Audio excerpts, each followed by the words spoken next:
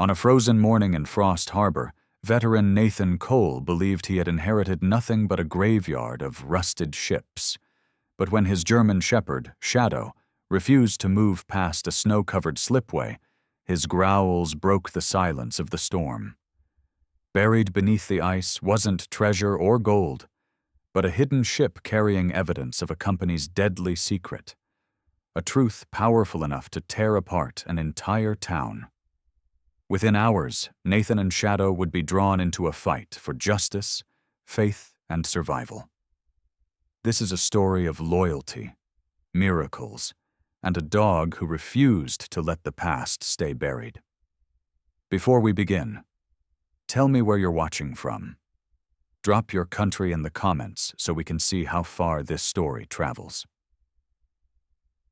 Frost Harbor lay silent under the tyranny of winter, a small seaport carved into the Maine coast where the Atlantic slammed endlessly against black granite cliffs.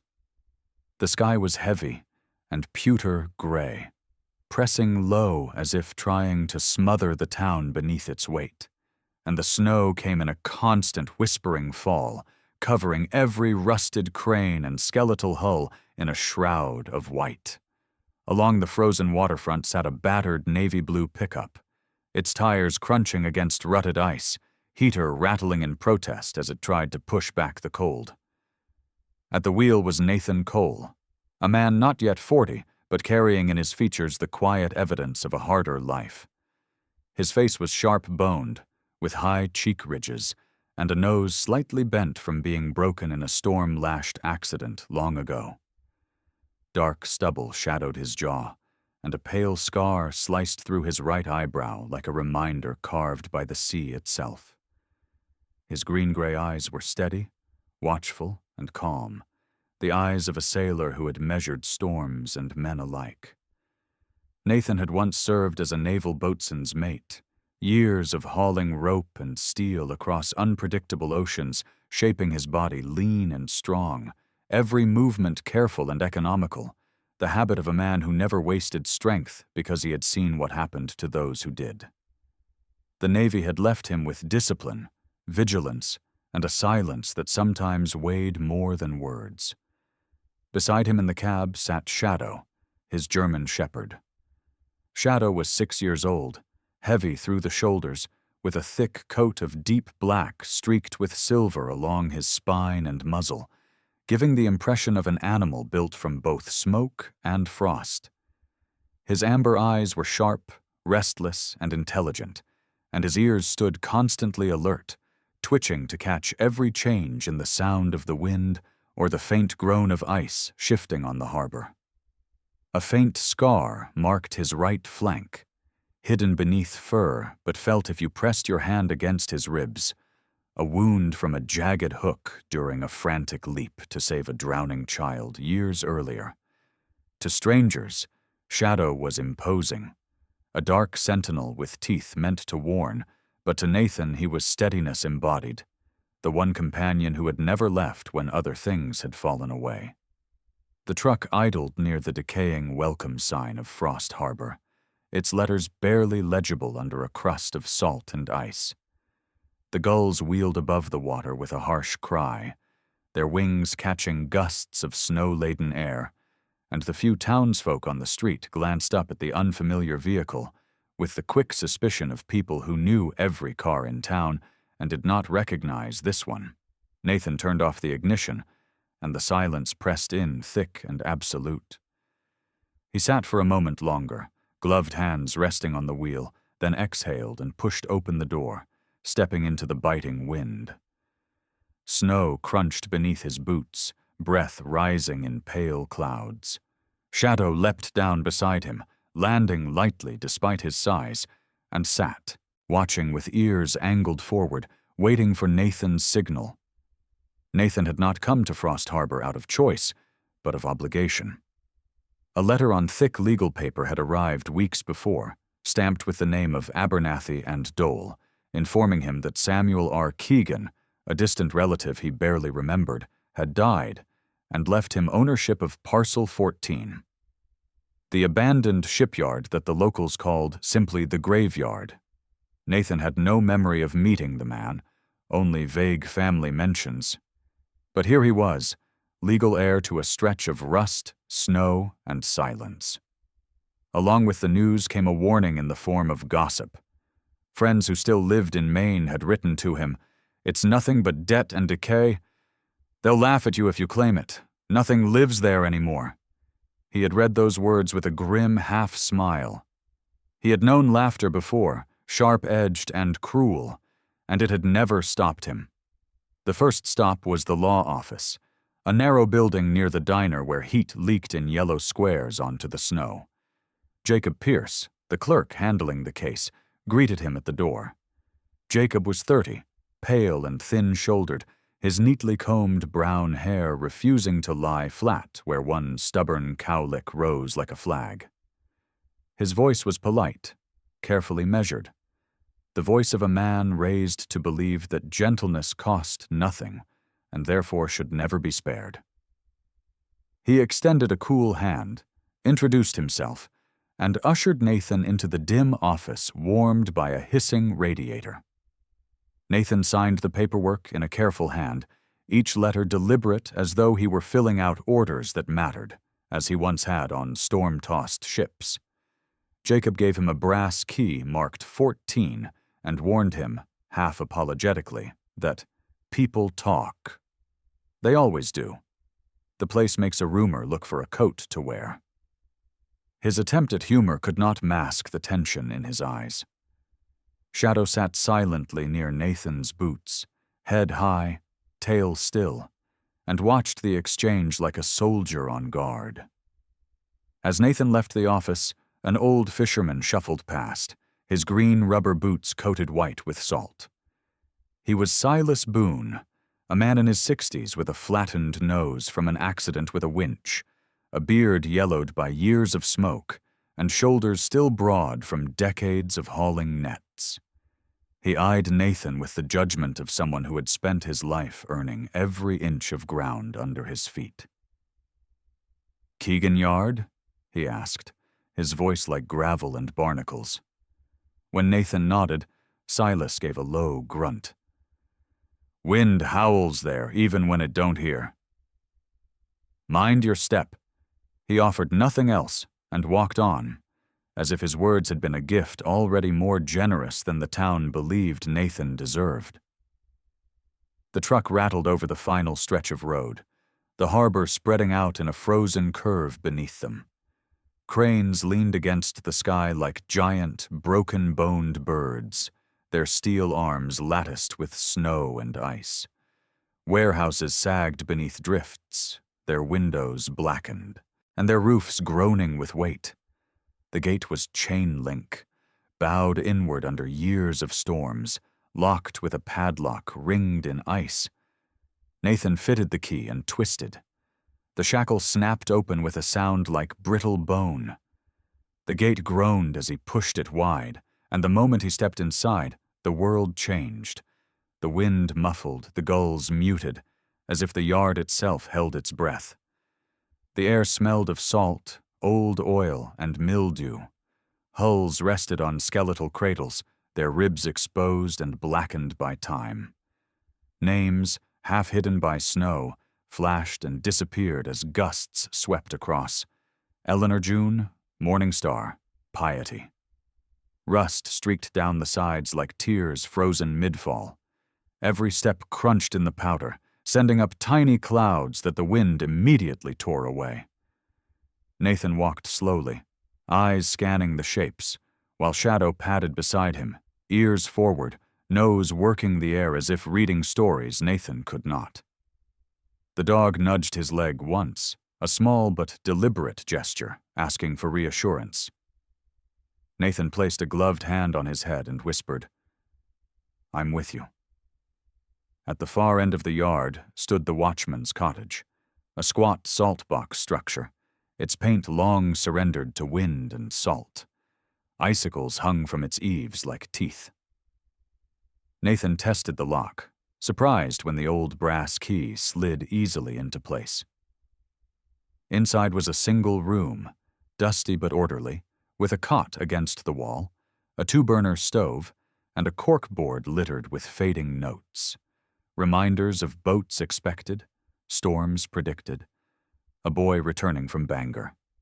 On a shelf stood a framed photograph of Samuel R. Keegan himself, broad-shouldered, mustached, his eyes narrowed against summer sun, but bright with a humor the harbor seemed to have forgotten.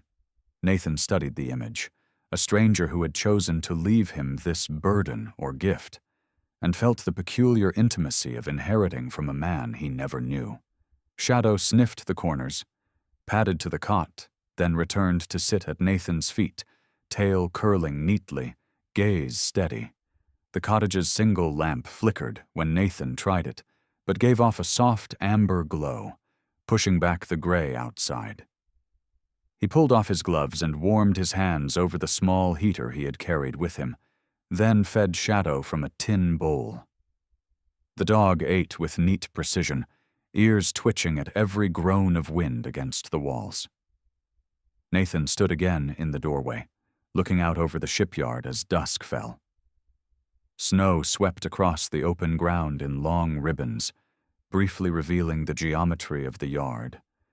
The lanes where forklifts once ran, the spots where sparks flew from welders' torches, the pathways carved by years of human movement now buried under silence. He thought of the voices he had already heard, dismissing him, mocking the inheritance. He had been called a fool before. He could live with that. What mattered was that something about this place pulled at him, the way the sea always had. The cranes creaked in the wind, their long arms swaying like mourners in the storm. The gull with one crippled foot circled once overhead before settling again on the gate, watching like a sentinel. Nathan closed the cottage door, checked the heater, and sat on the cot with Shadow pressing his weight against his boots, silent and steadfast. Outside, night pressed down, early and merciless, but inside there was a fragile sense of readiness. He did not know what secrets the yard would reveal, only that he would be here to meet them when they came. The next morning came pale and bitter, the kind of winter dawn that did not so much rise as seep reluctantly into the harbor, gray light spilling through a ceiling of cloud. Frost Harbor was muffled in silence, the only sound the rasp of wind dragging snow across the skeletons of the cranes. Nathan Cole stepped out of the watchman's cottage with his collar turned high, boots crunching on the crust that had frozen overnight. His breath clouded and vanished, but Shadows came out steady, measured puffs, the dog already alert, ears angled toward the skeletal hulks of the shipyard as though waiting for something Nathan could not hear. The dog's coat glimmered faintly in the weak light, streaks of silver woven through black like frost patterns on old steel. Nathan scanned the yard. The hulks of ships, some propped on cradles, some leaning like drunkards frozen mid-fall, were coated in a new layer of snow. Icicles hung in sheets from their sides, and the ground was treacherous with patches of ice covered thinly by powder. He felt the weight of the silence again, heavy as ballast, broken only by the gull's harsh laughter. Then Shadow broke the stillness. The dog's hackles rose and a deep bark ripped through the morning, sharp and insistent, echoing against the steel ribs of the shipyard. Nathan's head snapped around. Shadow was already moving, paws punching through snow, tail stiff, nose lowered. He barked again, this time shorter, then began to dig furiously at a mound near the collapsed frame of an old warehouse. Nathan hurried over, boots slipping, and dropped to his knees beside the dog. Shadow's paws sent sprays of powder flying until his claws scraped against something solid.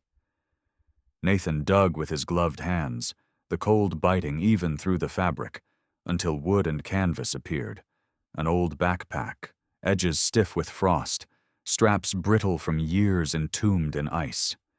He dragged it free, and for a long moment, the two of them just stared. The bag was small, meant for a child.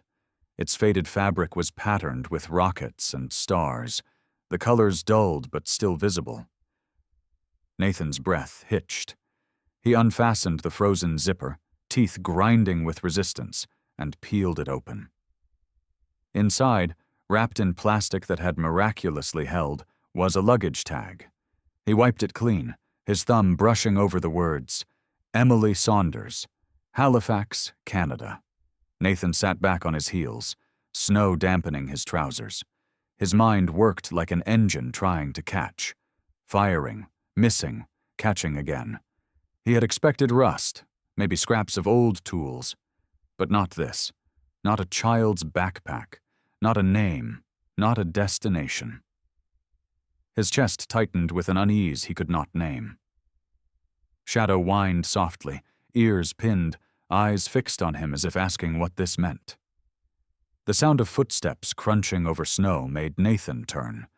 A woman was approaching across the yard, her figure stark against the white.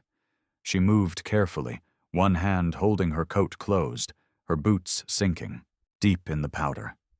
As she came closer, Nathan saw she was tall, perhaps in her early 40s, her frame lean in a way that suggested she was used to work rather than vanity.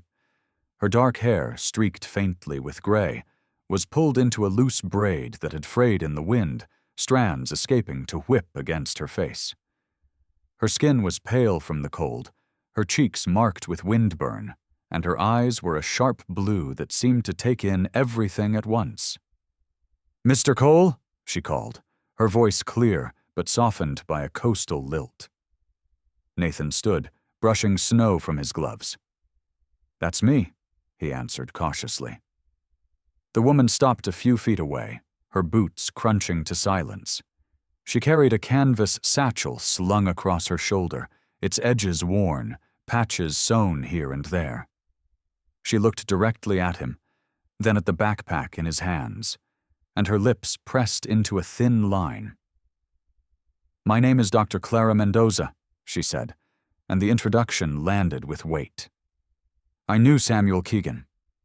I was his physician, and sometimes more than that. He told me, if anyone ever came to claim this place, I should make myself known." Nathan studied her a moment longer. The set of her shoulders was firm, the kind of firmness born from standing too often between people and their suffering. She was not fragile. There was a steel in her gaze that said she had seen sickness and loss, and had chosen to remain anyway. "What do you know about this yard?" Nathan asked, lifting the backpack slightly. Her eyes lingered on the small bag. For a moment, a shadow passed over her face. "More than I would like," she said quietly. "Too much of Frost Harbor's past is buried here." "You've just touched a piece of it," Shadow barked once, low and clipped, turning his head toward the snowbound hulks, as if to remind them both that the yard still held secrets. Clara glanced at the dog, and a faint smile broke her otherwise somber expression. "He has good instincts," she said. Nathan bent, slipped the tag back into the bag, and closed it. "That saved me more than once." Clara stepped closer, crouching slightly to look at the pack. She reached out but stopped just short of touching it, her gloved fingers trembling faintly before she drew them back. "I had patients," she murmured, her voice low. "Families who left suddenly, whispers of illness, strange rashes, coughing that never ceased. Some said they went north, but no one ever spoke of them again. The records disappeared." Just like the families, Nathan felt the cold crawl deeper into him, not from the weather, but from the words. He looked down at the bag again, at the little rockets and stars, and tried to picture the child who had once carried it. "Emily Saunders," he said aloud, the name foreign and yet suddenly heavy. Clara rose, brushing snow from her knees. "If you found this here, then Samuel was right. He told me once that the shipyard was not just rotting steel. It was a vault for secrets too heavy to be carried elsewhere. He spent his last years trying to fight something bigger than himself." She met Nathan's gaze squarely. "Now it may be your fight." The gulls screamed above them, circling in restless arcs, and the wind shifted, driving a spray of snow across the yard. Shadow pressed closer to Nathan, his fur bristling, as though sensing that the quiet harbor had just become more dangerous. Nathan looked past Clara, to the cranes bowing under their icy burden, to the ships locked in their frozen cradles, and for the first time felt the weight of the inheritance pressing not only on his shoulders, but on the air itself. He had inherited rust and silence, yes, but now also a mystery.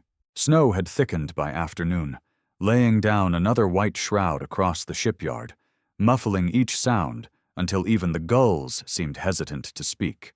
Nathan Cole trudged back across the yard with Shadow at his side, Clara Mendoza walking slightly behind, her braid dusted with flakes.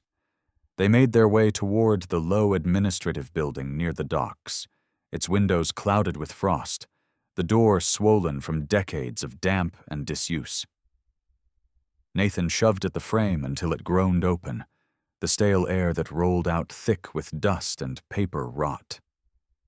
Inside, the office smelled of rust and mildew. Filing cabinets leaned like tired sentinels, their drawers stiff with age, and a desk sat buried under piles of curled documents and ledgers, the surface powdered with the husks of dead insects. A calendar on the wall still marked a month from years past, its faded photograph of a schooner forever frozen in summer seas. Nathan set down his lantern, the light pushing shadows across the walls. Shadow sniffed the corners, his nails tapping on the warped wooden floor, his nose twitching at every trace of mold and memory. Clara pulled her gloves tighter, her sharp eyes scanning the room, cautious yet purposeful, as though she had expected this moment. On the desk, under a heap of old receipts, Nathan found an envelope sealed in wax, the crest pressed deep. S.R. Keegan. His hand stilled on it. He broke the brittle wax with his thumb and unfolded the paper within. The handwriting was strong, but wavering in places, as though written by someone struggling against time. "If you are reading this," the letter began, "then my fight has ended, and yours begins. The shipyard is more than rusted steel. It has been a lifeboat for those who had no other escape. The sickness in this town is not a curse of nature. It was made, carried in the water and the air by men who traded lives for profit. I did what I could. I sent families away under cover of night, across the sea, so their children might see another dawn. I could not save them all. This place carries the memory of both those who escaped and those who did not. Guard it well, for someone will come to silence you, as they tried to silence me." Nathan lowered the paper slowly. The weight of the words pressed heavier than the snow outside. Clara's jaw tightened as she read over his shoulder, and for a moment, something flickered in her eyes, a mixture of sorrow and vindication. Shadow gave a sharp bark, drawing their attention. He stood at the far end of the office, nose pressed against a half-open door leading to a storage room. His tail was stiff, his body braced. Nathan crossed quickly, pushing the door wide. Inside, the room was lined with shelves bowing under the weight of old boxes, their labels faded and peeling. Nathan pulled one forward, the cardboard crumbling in his grip. The box spilled its contents, files bound with twine, folders stamped with medical insignias, and notebooks filled with cramped handwriting. He lifted one file and opened it. Photographs slipped out, black and white portraits of thin-faced families, children with hollow cheeks and glassy eyes. Attached were handwritten assessments: chronic cough, muscle wasting, lesions on skin. Nathan's jaw clenched. He passed one to Clara. She held it carefully, her blue eyes scanning, her lips pressed thin. "These are medical records," she said. Her voice trembled not with uncertainty but with anger. "These families were real. I saw some of them. Then they vanished. No one ever admitted where they went. And now here they are, reduced to files in a forgotten room. Nathan turned the pages, reading the notes. Some folders listed destinations scribbled in pencil. Halifax, Montreal, Boston. Some had only question marks. Others were marked with a single word: deceased. He swallowed hard, the scar over his eyebrow pulling as his brow furrowed. Shadow whined, pawing at another shelf. Nathan followed, pulling down a box wedged behind the others. Inside were journals, the ink faded but still legible. He opened one. It was a log kept by Samuel Keegan himself. January 14th. Another family arrived tonight, thin, coughing. The children cling to each other like sparrows in the cold. I loaded them onto the Eleanor June under darkness. May the sea be kinder than this place. March 5th. The sickness spreads. Clara tries. But medicine here is useless against poison in the water. The company denies everything.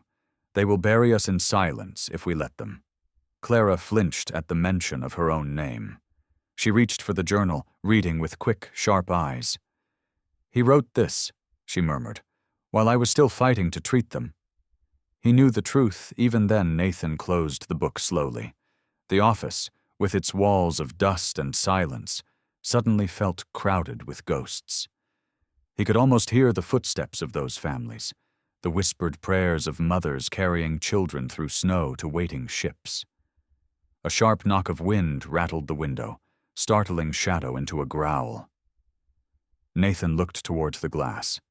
Outside, dusk was settling, the light flattening into a dull iron. The yard seemed to lean inward, as though listening. Clara set the journal down firmly. "This is proof," she said. "Not rumors, not whispers. Proof that people were sick, that they were sent away, that the company knew." Her voice hardened, a steel edge beneath it. "They'll come for this, Nathan." "You can be certain of that." Nathan folded the letter from Samuel and slid it back into the envelope, tucking it into his coat. "Then we make sure it isn't lost this time," he said. His voice was steady, though inside the weight of responsibility pressed like a storm. Shadow pressed against his leg, steady and grounding, amber eyes gleaming in the lamplight. Nathan rested a hand on the dog's head, his decision forming like iron in the cold.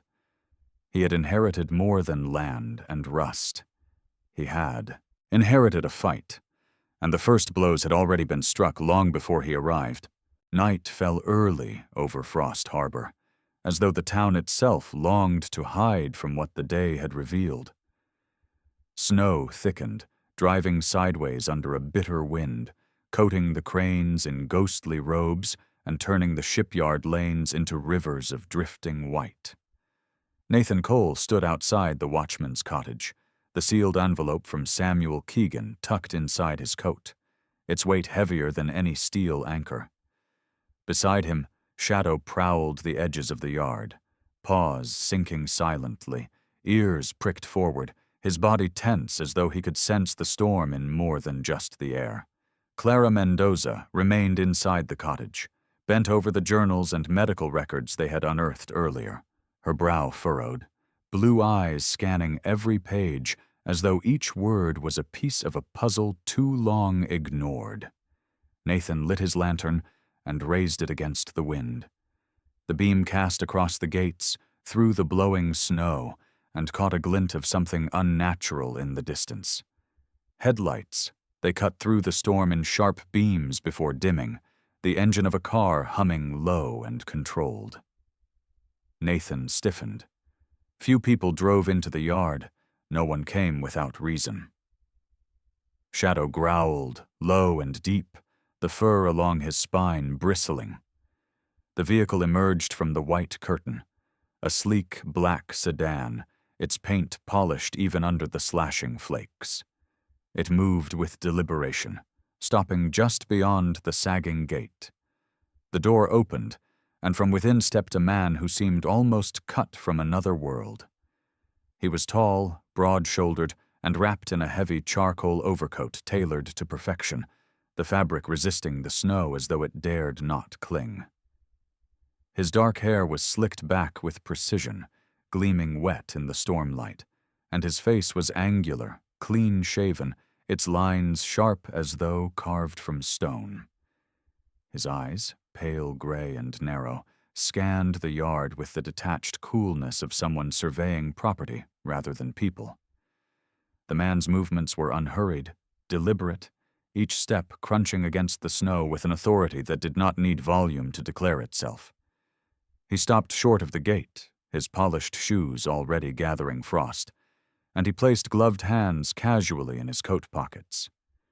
When he finally spoke, his voice carried easily over the storm, low and cutting, with a cold civility that felt more dangerous than anger. "Mr. Cole," he said, the name clipped, precise. "You've inherited more than rust here. I suggest you leave it be Nathan's lantern swayed in his grip." He studied the stranger, every instinct on alert. "And you are?" he asked. The man gave a faint smile that never touched his eyes. "Someone with an interest in keeping the past buried. For your sake, and for the sake of your companion." His gaze flicked briefly towards the cottage, where Clara's shadow crossed the frosted window pane. Shadow stepped forward then, planting himself firmly between Nathan and the gate. His growl rolled, like thunder, deep and steady, amber eyes fixed unblinking on the intruder. His muscles coiled, his stance protective, the kind of readiness that spoke of teeth and loyalty if needed. The man's lips thinned. "A fine animal," he said, "but even loyalty has its limits." His tone was not mocking, only matter-of-fact, the way one might discuss the weather or the price of oil. Nathan tightened his jaw, his scarred eyebrow drawing into a line. "If you've got something to say it straight." The stranger tilted his head slightly, as though considering whether Nathan was worth directness. At last he said, "This yard is dangerous. It was dangerous to Keegan, and it will be dangerous to you. Men of vision built it, and men of power destroyed it. Do not make the mistake of thinking you can change what they decided." He let the words hang there, visible in the cold, then drew back his wrist to glance at a sleek silver watch that gleamed beneath the cuff of his glove.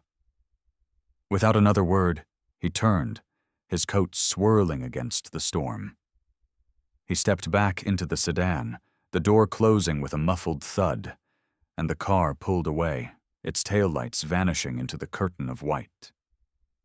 Silence returned, heavier than before.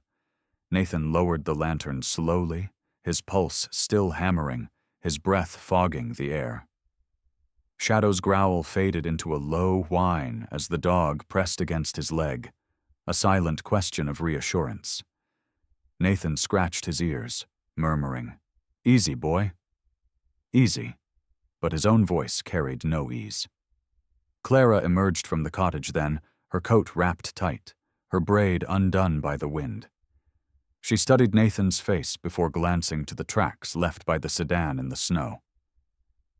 "Who was he?" she asked, her voice taut. "Didn't give a name," Nathan replied, "but he knew mine." Clara's blue eyes narrowed, her lips pressing into a grim line. "Then it begins," she said. The three of them, man, woman, and dog, stood together in the storm as the cranes groaned above them, and the dark yard seemed to close tighter around its secrets. The storm passed by dawn, leaving Frost Harbor smothered under a thick, crystalline silence. The world outside the watchman's cottage seemed sculpted from ice, cranes locked in frozen gestures, ship hulls gleaming like the bones of extinct beasts. Nathan Cole tightened the straps on his coat and stepped out with Shadow at his side. The German shepherd, muscles taut under his dark silver coat, sniffed the air, paws crunching into snow that sank nearly to his chest. Clara Mendoza followed, her braid tucked beneath a wool hood, the blue of her eyes sharpened against the white. She carried a leather-bound notebook in which she had begun compiling what they had uncovered. Names, symptoms, evidence that might someday become proof. Shadow froze suddenly, head snapping toward the far end of the yard where the shoreline met the wharf. His growl was low, ears angled forward, body pointing like an arrow. Nathan trusted the dog's instincts more than his own eyes. "What is it, boy?"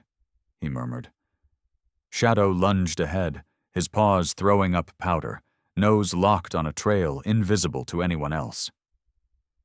Nathan and Clara followed, their breath harsh in the brittle air, until they reached the sagging bulk of a collapsed boat slip buried in ice and snow. The structure looked like nothing, just a tangle of beams, drifts packed high, ice glazing over twisted metal. But Shadow pawed furiously at the base, whining with frustration. Nathan joined him, pulling at frozen boards with his gloved hands. Clara crouched, her breath clouding, eyes narrowing as she pressed a hand against the timber. "There's space beneath," she said. "Listen." She rapped her knuckles against the wood. The hollow sound that answered was unmistakable. Together, they cleared snow until a portion of the slip gave way, revealing a dark cavity beneath. Nathan forced a gap wide enough to slip inside, ice cracking and groaning under his weight. Lantern light spilled downward, illuminating the shape that waited below. For a moment, all three of them simply stared. It was a ship. Not a derelict hull like the others, but nearly intact, entombed beneath the slip as if hidden deliberately. Its paint, though faded, still clung stubbornly to the steel. The name Morning Star was faintly visible along the side.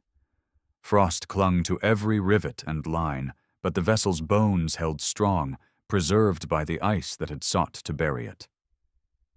Nathan's throat tightened. "This wasn't meant to be found," he said. Shadow slipped in beside him, nails clicking on frozen deck planks, tail raised. His body brushed Nathan's leg, as if reassuring him they could face whatever lay inside.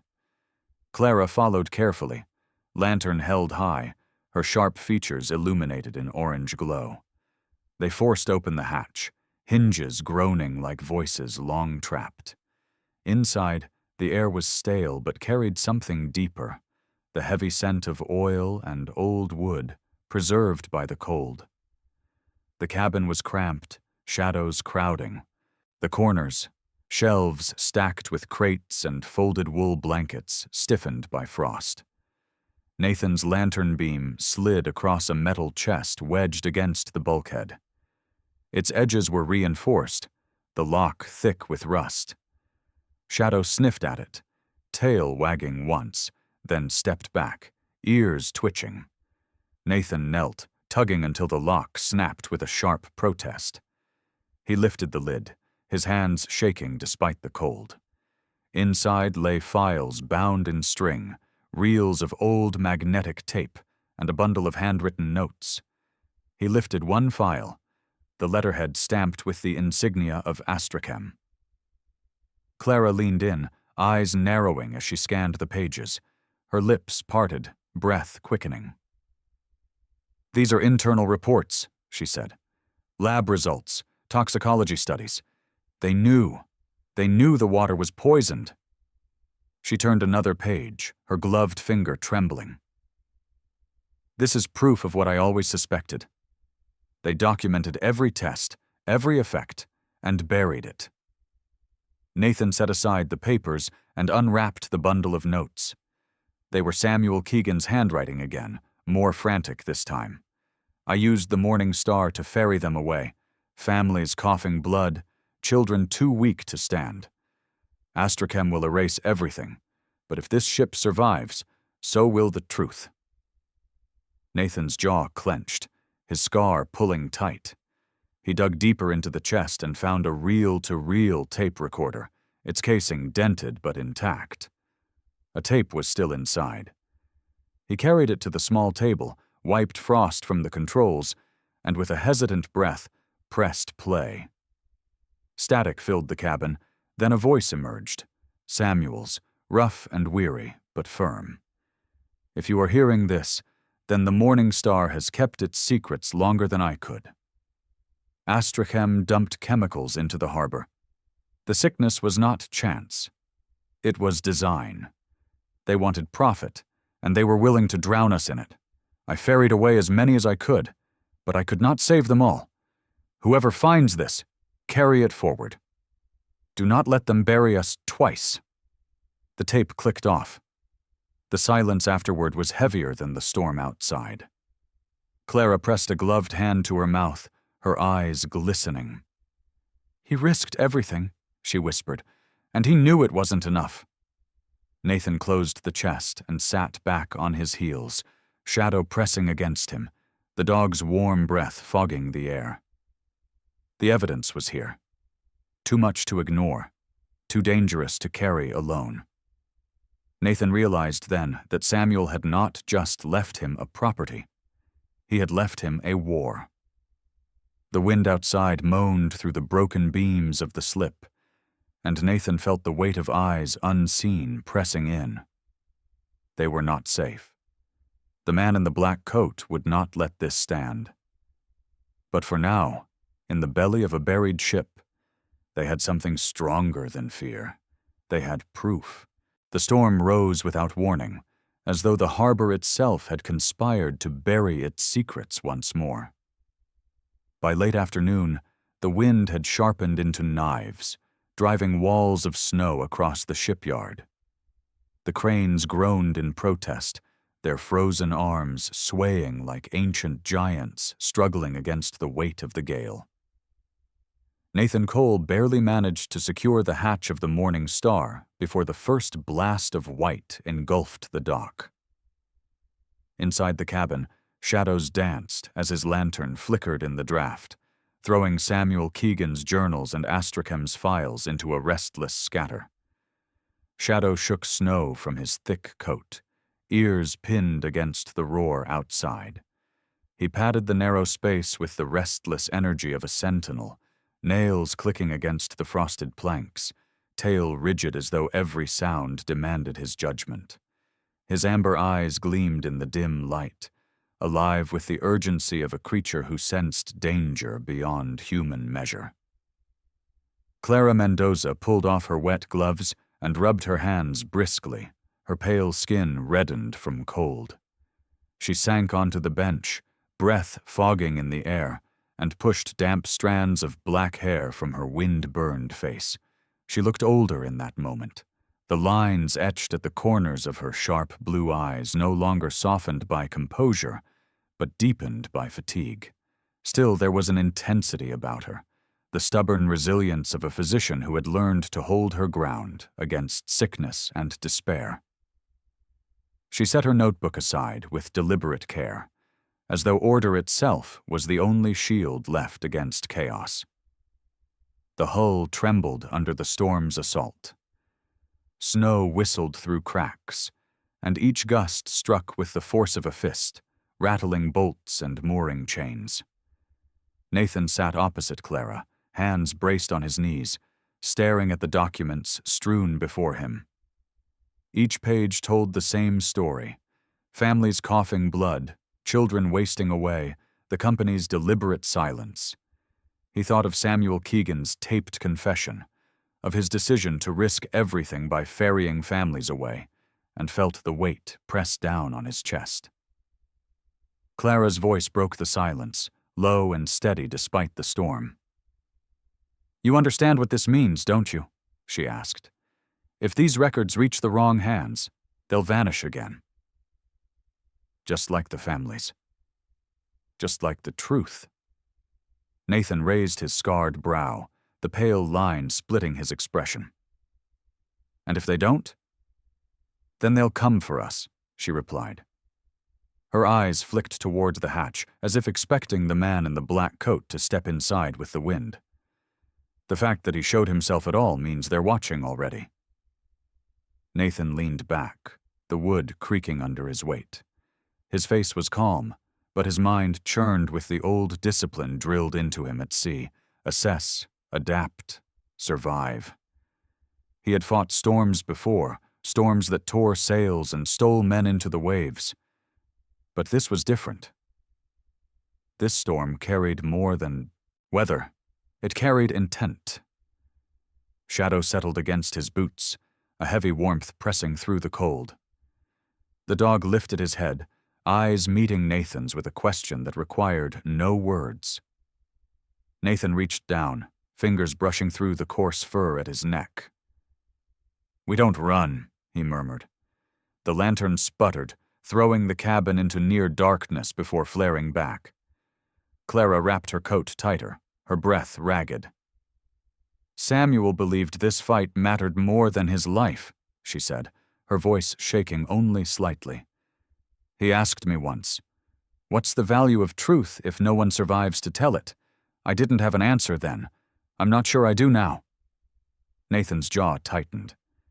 He looked at her, really looked, at the blue of her eyes dulled by exhaustion, at the streaks of silver in her braid, at the stubborn strength that had carried her through decades of treating the sick even when no medicine could help. She was not fragile, but the storm had stripped her defenses, showing the weight she carried. "You do now," Nathan said firmly. "The value is this. Families deserve to know why their children didn't come home. A town deserves to know why its people vanished. And if Astrachem thinks they can bury that, then they'll have to bury us with it." Clara exhaled, a short laugh without humor. "You sound like Samuel." "I sound like someone who's tired of lies." The storm raged harder, snow battering the hull like fists. Nathan rose, bracing himself against the pitch, and checked the metal chest again, ensuring the papers and tape recorder were secure. He wrapped them in oilcloth and wedged them beneath the bench. Shadow followed his every movement with eyes that glowed faintly in the lantern light, ears twitching at each crash of wind. For a long time, they sat in silence, broken only by the howl of the storm. The journals lay open on the table, ink faded but legible, each line written by Samuel Keegan, a reminder that one man's conscience had carried an entire harbor's grief. Nathan read aloud a fragment, his voice low but steady. "I cannot save them all, but I will not stand idle while they die." Clara closed her eyes, pressing her hand against her lips, as if the words struck too close. Shadow let out a long sigh, settling more firmly at Nathan's feet, his body heat a quiet shield. The night stretched on, hours marked by the shifting rhythm of the gale. Nathan did not sleep. He sat upright, Shadow dozing lightly beside him, Clara drifting into uneasy slumber on the bench. The decision settled in him like stone. This inheritance was not land or rust. It was a responsibility that demanded everything of him. He had not asked for it, but it had found him, and now there was no turning away. When dawn finally crept pale through the cracks, the storm had not ceased but softened into flurries.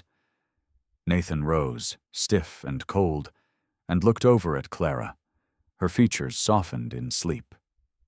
Then he looked down at Shadow, who blinked awake, stretching, ears pricking as though already ready to move. Nathan touched the oilcloth-wrapped bundle beneath the bench and whispered to himself, more vow than prayer, "This doesn't die here." The storm had tried to bury them, but it had only sharpened their resolve. The storm eased by morning, leaving the world glazed in silver and quiet, as if the blizzard had been nothing but a bad dream. Nathan Cole stood at the prow of the Morning Star, lantern long extinguished, his breath curling into the crisp dawn air. The ship groaned faintly beneath him, locked in her icy tomb, but she no longer felt like a grave. She was proof, and proof meant possibility. Shadow stretched beside him, tail sweeping slow arcs, his thick coat glittering with frost. The dog's amber eyes were steady, ears swiveling at each distant creak of the cranes, his presence a reminder that no man ever truly faced the world alone if loyalty stood at his side. Clara Mendoza emerged from the cabin, shoulders squared despite exhaustion. She had not slept, her braid looser now, stray strands of black hair streaked with silver falling across her tired face. Yet her sharp blue eyes burned brighter than ever, ignited by the knowledge that Samuel Keegan's fight was no longer in vain. She clutched her notebook, its pages filled through the night with names, symptoms, and the damning reports of Astrachem's crimes. Her long fingers trembled slightly as she held it, not from fear, but from the weight of carrying so many lives inside a single book. They left the shipyard at first light, trudging through snowdrifts that caught at their boots, Shadow leading with his nose to the wind. Nathan carried the oilcloth-wrapped chest against his side, each step a vow that he would not let the evidence vanish. Clara followed, her satchel heavy with journals and tapes. The town stirred reluctantly as they entered the main street, doors cracking open, faces peering out, suspicion clinging as stubbornly as the frost on the clapboards. It was at the diner that they found their first ally. Behind the counter stood Marion Lowe, a woman in her 50s with a wiry frame, iron-gray hair tied back in a bun, and the kind of lined face that had smiled through hardship without softening. Her apron was patched, her hands scarred from years of hot pans and scrubbed floors, but her eyes, warm brown, sharp as a hawk's, narrowed with interest when she saw Clara and Nathan enter, Shadow padding at their heels. "You're the one who took Keegan's yard," she said, voice rough but not unkind. She studied Nathan's face, then Clara's notebook, then the bundle in Nathan's arms. "You look like people carrying something the rest of us should have seen years ago." Nathan lowered his voice. "We have records. Proof Astrachem poisoned this town." Marion's mouth set in a hard line. "My sister died coughing blood. They told us it was bad lungs, nothing more. You show me what you've got, and I'll show you who'll listen." Within an hour, the diner's back booth became their war table.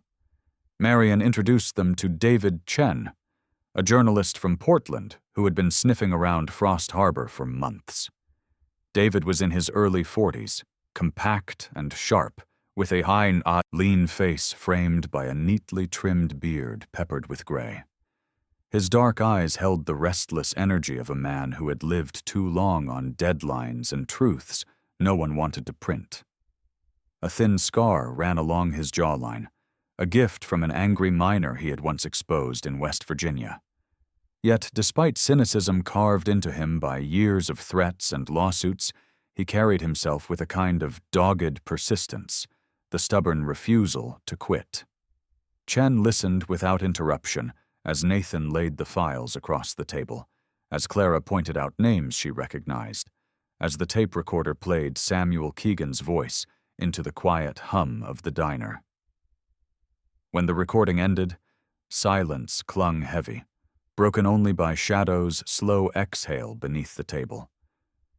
Chen leaned back, stroking his beard, his eyes narrowed with calculation. "This," he said finally, "is the kind of story corporations burn cities to stop.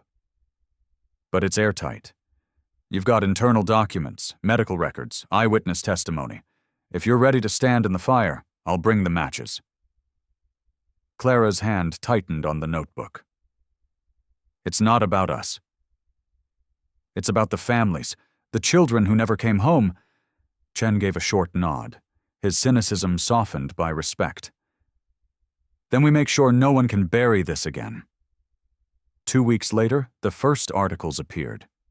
Headlines stretched across state papers, then national. "Poisoned Harbor. Astrachem's legacy of death." Photographs of gaunt families, journal excerpts, and Samuel Keegan's desperate words filled columns. Television crews came, their lights glaring against the snowdrifts. The government moved swiftly under pressure, federal investigators swarming Frost Harbor. Astrachem's representatives denied, then deflected, then fell silent under the weight of evidence they could not erase.